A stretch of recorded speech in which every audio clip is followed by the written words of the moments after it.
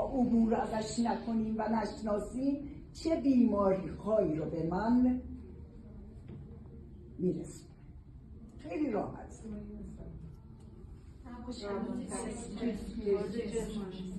دیابت، فشار خون، سردردهای میگرنی، افسردگی بعد از زایمان، افسردگی های خاص.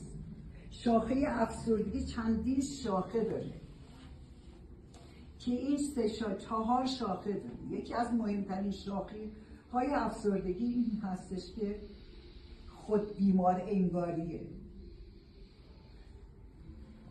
از تا حالا توجه کردید خیلی دوست دارم بیمار باشم، دوست دارم بیمار باشم. چرا؟